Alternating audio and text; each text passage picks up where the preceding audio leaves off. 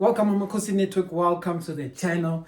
Welcome. Today we're chatting about the real Kaizer Chiefs owner, not the owner that we've been told about to Kaizer. There's actually a real Kaizer Chiefs owner, the person who actually put the idea of Kaizer Chiefs into motion and who actually started Kaizer Chiefs with his own two hands. And it's often the guy who's never talked about. Today, as you can tell, I tried to be more casual because the man unfortunately passed and we'll chat about him. But the person we're chatting about today is Ewert Nene. Ewert Nene, I know I may be mispronouncing it, but in saying that, guys, this is a deep story. So please, I got a lot of this information from the Sowetan. So some of the details, just take it with a pinch of salt. They may not be 100% accurate. I'm just reading based on the article.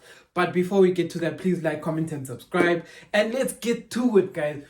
So the past few days, I will say I did not upload videos because I was just trying to assess some things here and there and trying to assess. There are days where I feel like there may not be videos. So going forward, I may not do videos on certain days when there isn't much to talk about. But I'll try my best to keep consistent and post everything every day. But today we're chatting about the guy who actually started Kaizer Chiefs. It's funny, when I read the story, I realized, Guti, this guy was the DNA of Kaizer Chiefs.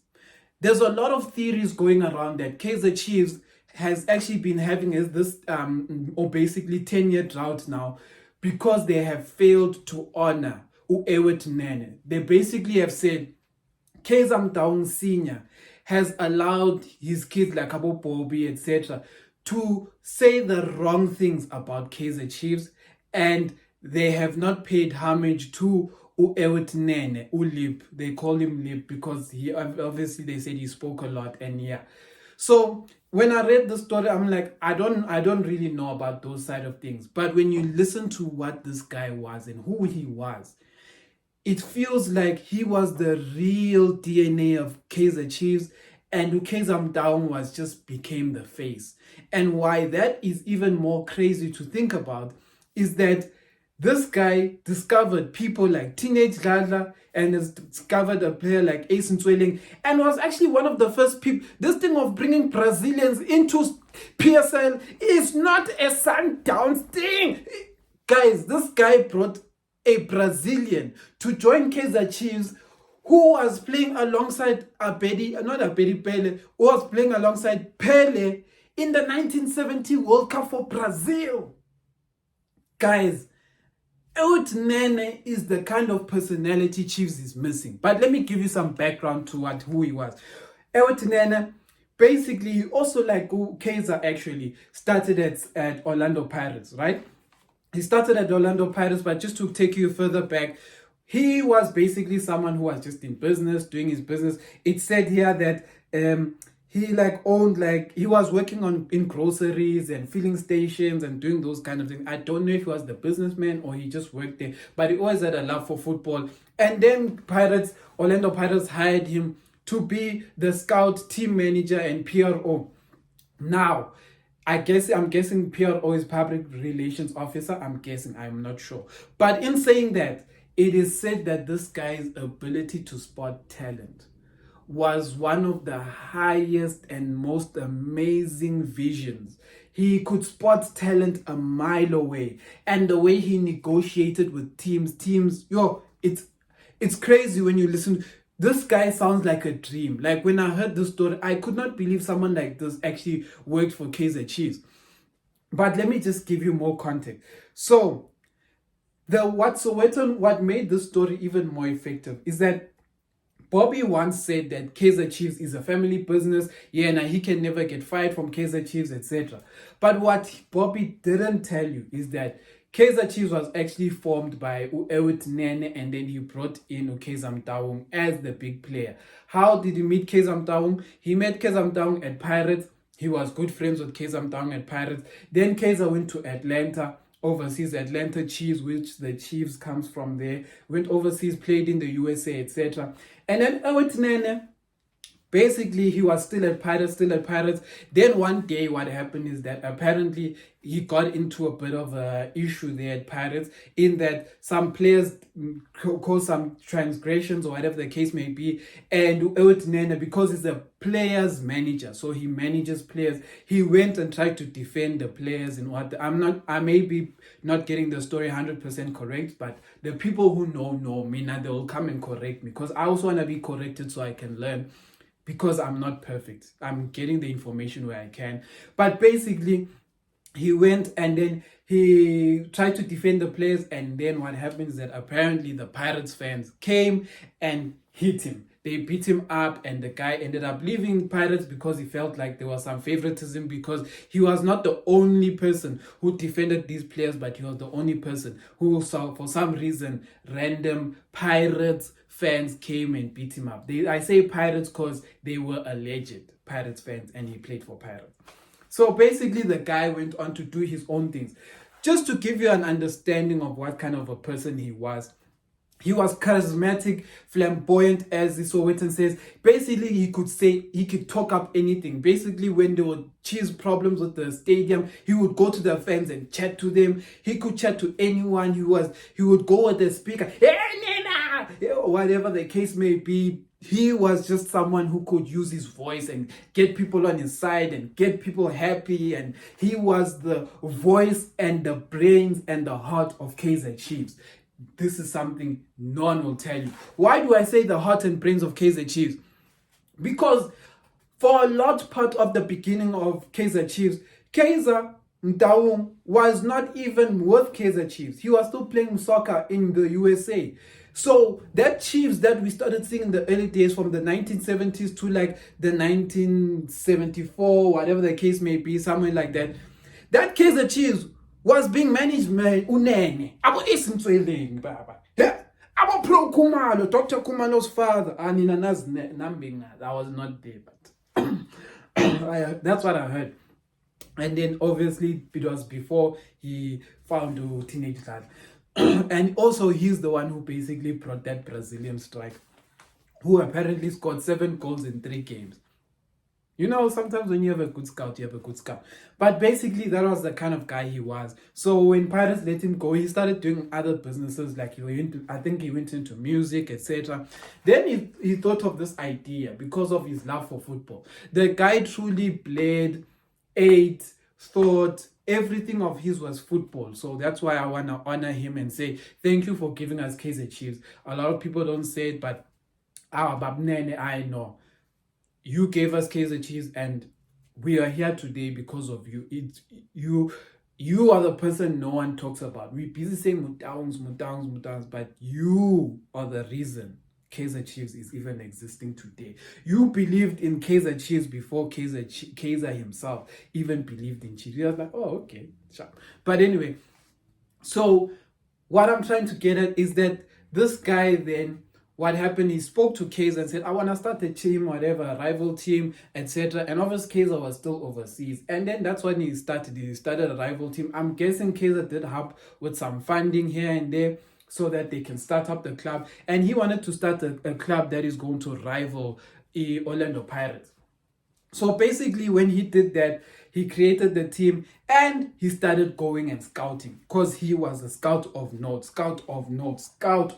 He found about Ace, he found about Pro Kumalo, he found all of these amazing players that we have heard of. Some of us never got the privilege to watch them. But apparently he went and found some of the most talented players to ever, even till today, Kevin Hunt says he has never seen a player like Ace Ntsoeleng in his whole career in South Africa. Like this, you can count about Themba Zwane, Dr. Kuma, all of these guys you like. Kevin Hunt says there was never anyone like Ace Ntsoeleng. A lot of people even say if Ace Ntsoeleng had the opportunity, he probably would have been playing for Real Madrid, Barcelona, and all of this. They say he was that good. He was the Messi before the Messi that you know today. He was basically like the Pele's, because if you actually watch footage of Pele back in the days, Pele actually played similar to Messi. He could go past anyone, you know, but he was more skillful, I guess, with more talents of flicking the ball, etc. So that's what happened. And yeah, so what then happened, he combined this team, and then they started playing. And then in 1971, Chiefs won their first title. Apparently, I may be getting some of the facts wrong, but won their first title. And Ewert Nene was the focal point of all of this. He was the reason for Chiefs' success. He was driving this Chiefs' success while Kaizer was outside. So Kaizer was not involved with Chiefs at that point. They were just using his name, and he was basically like the owner who is not here, and the club was being run by Unene, meaning that Unene was the DNA of Kaizer Chiefs. It wasn't necessarily Kaizer. Kaizer came on later to be a player coach in the 1974, 1975, somewhere around there, and then he then started to also carry on that journey. But unfortunately for Ewert Nene is that when he was going to recruit Teenage Dladla, apparently he was attacked by fans. Fans of who we don't know. Because I will say this, some of the guys who talk a lot, they often get on the bad side of people, or people in the industry or whatever don't like them. Maybe it was a hit, we don't know, but it said that there was it was a planned thing for them to go and attack him. So Ewert Nene was on his way to go sign Teenage Dladla. Teenage Dladla was playing Kwatema, and that is where Ewert Nene was going. And then apparently he got attacked by people. We don't know who attacked him, but apparently it was like supporters of a team. Some say pirates, we don't know. It's all alleged. And they basically killed him, murdered him on the spot, and Ewert Nene passed away. And may his soul rest in peace. Ewert Nene passed away. And that is where his story ended. And that was in 1976. So you can imagine it was even around about June 16 times, etc. So not maybe the exact date, but I'm just saying the year. So it was maybe not the most calm time. It was a very rough time to be in the townships, especially. And he lost his life, unfortunately, and going to sign Teenage Dladla. But Teenage Dladla eventually, he was a 21-year-old at the time, eventually did sign for Chiefs and ended up being Chiefs, one of Chiefs' best signings. He played for Chiefs up to 1991. Teenage Kaizer was a star. Some people still took to they say Ace No Teenage or the best players to have ever touched the Chiefs jersey. But what I'm trying to tell you is, Ewert Nene found Ace and do Teenage, and also signed that Brazilian guy. Till today, those two players are considered two of the best Kaizer Chiefs players to ever have worn that Chiefs jersey. That guy built Kaizer Chiefs' DNA of signing quality. Kaizer, I think, also had some of that ability, but everyone says Kaizer's level and Ewert Nene's level are not the same. Meaning that if Ewert Nene was still alive today, Chiefs would have had the types of players like Themba Zwane, etc., etc. And I'm saying the people of today that we see and consider to be the highest of talent. You know, everyone knows my stance on Unqobo. I still feel like he has the potential to be great and even eclipse Themba Zwane, but it's for the boy to prove. I'm just the person who's going to push him to say that's what talent I see. But if he never reaches it, then that is also on the boy. I cannot say anything further there. But anyway, Ewert Nene used to discover players, and if he was still a Chiefs today, we would not have this 10-year drought. We would be beating every team because Ewert Nene could chat to teams, he could negotiate, he could figure out, etc. Who became Chiefs team manager? Bobby Motaung, who was doing what? Buy one, get one freeze, who was doing deals that frustrated other teams on the other side, and those teams on the other side stopped selling their best players to Chiefs because they said they don't enjoy how Chiefs does their business, etc. So we lost out on a lot of stars. We started doing buy one, get one freeze, and the problem I often say with buy one, get one free is that because we won with Musona, people started thinking this is a good plan. Kanti, your miracle does not happen every day. Musona was a once-off. And then funny enough with Musona, Chiefs didn't actually want Musona initially. The team Musona played for said, you can have him because we want him to be in the PSL. It said that his Mosona's father owned the team, whatever, and said, you know what, take my boy as well, or whatever the case may be, whoever that the owner said, take this boy as well in your deal for this player you want. Then Chiefs was like, okay, let's take him, 2 for the price of 1. Then Musona was a miracle, but Musona was not the plan. So then, that's what happened. But the conclusion I have for you guys today is, let us not forget who the true owner of Kaizer Chiefs is, and the person who really started Kaizer Chiefs, and the person who was the DNA of Amakhosi.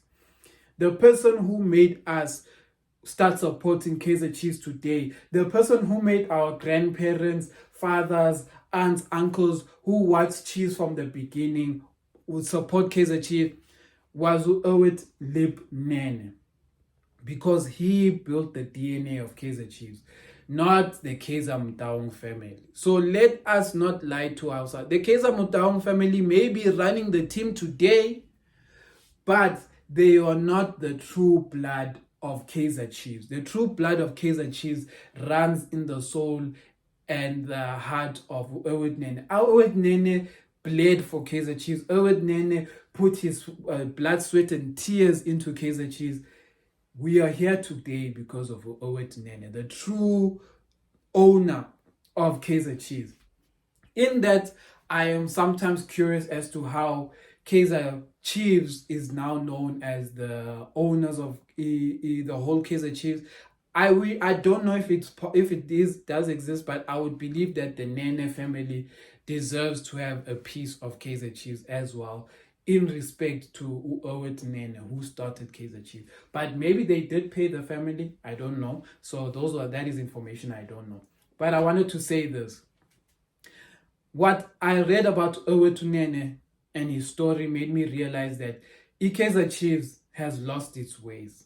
The person who started Kaizer Chiefs was Ewert Nene, and he knew what Chiefs needed, and he built Chiefs from scratch. He brought talent, he brought passion, he brought love for the game, he brought the supporters together, he made us love and peace, he made us Amakhosi, he made us everything. He even tried to get to Jomo Sono at some point, to Jomo, but the Pirates fan was like, I winner. And then Ewert Nene was a champion.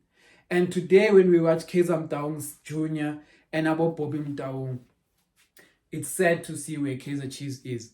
Ewert Nene was also said to be a genius in marketing. Luckily for us, Kaizer Jessica Mtaung is actually also a genius in marketing. So we feel that spirit of Nene with Jessica.